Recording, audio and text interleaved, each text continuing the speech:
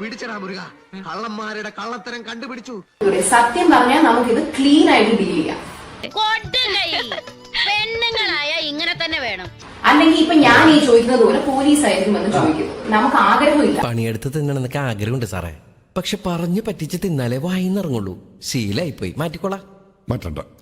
എന്താണ് ചെയ്യുന്നത്? സ്കാനർ വേറെ, നിങ്ങളുടെ സ്കാനർ. നീ അങ്ങനെയല്ലല്ലോ നേരത്തെ പറഞ്ഞത്.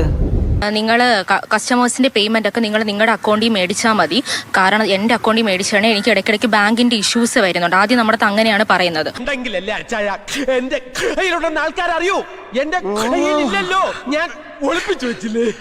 പിന്നീട് കുറെ നാൾ കഴിഞ്ഞതിന് ശേഷമാണ് ദിയ ചേച്ചി ഇങ്ങനെ ഞങ്ങളുടെ പറയുന്നത് നമുക്ക് ടാക്സിന്റെ ഒക്കെ ഇഷ്യൂസ് ഉണ്ട്, അതുകൊണ്ടാണ് ഞാൻ നിങ്ങളുടെ പേയ്മെന്റ് ഡീറ്റെയിൽസ് കസ്റ്റമേഴ്സിന് കൊടുക്കുന്നത്. എന്തുകൊണ്ട് ഇത് നേരത്തെ പറഞ്ഞു? എന്ത് പറഞ്ഞാലും ഇങ്ങനെ അടിച്ചമർത്തുന്ന സംസാരം, ജാതീയമായിട്ട് അധിക്ഷേപിക്കുന്നു. ജീവിതത്തിൽ ആദ്യമായിട്ട് ഈ ഒരു ഐഡിയക്ക് നിന്നോട് എനിക്ക് ബഹുമാനം തോന്നുന്നുണ്ട്. അവരുടെ ഭാഗത്തുനിന്ന് ചിന്തിക്കണ്ടേ? ഒന്നില്ലെങ്കിൽ ഒരു 10-50 ദിവസം നിങ്ങളുടെ സ്ഥാപനത്തിൽ ജോലി ചെയ്തല്ലേ. ஏதாவது இன்டிசிப்ளின் ஆக்டிவிட்டி பண்ணி மாட்டினா கண்டிப்பா வீட்டுக்கு அனுப்பிச்சிருவா, பாத்துக்கங்க. അവളുടെ മോന്താണ്ട് അറിയാലോ. അപ്പൊ നിങ്ങൾ അത് ഒരിക്കൽ ആദ്യം ചെയ്തു. അപ്പൊ നിങ്ങൾക്ക് ആ കാശ് കിട്ടിയ നിങ്ങൾ 3 പേര് ഈക്വലി ഡിവൈഡ് ചെയ്താണോ എടുത്തത്? എല്ലാ പൈസയും കംപ്ലീറ്റ്ലി ഡിവൈഡ് ചെയ്താണ്. കുയിലേ കുയിലേ കുയിലേ കുയിലേ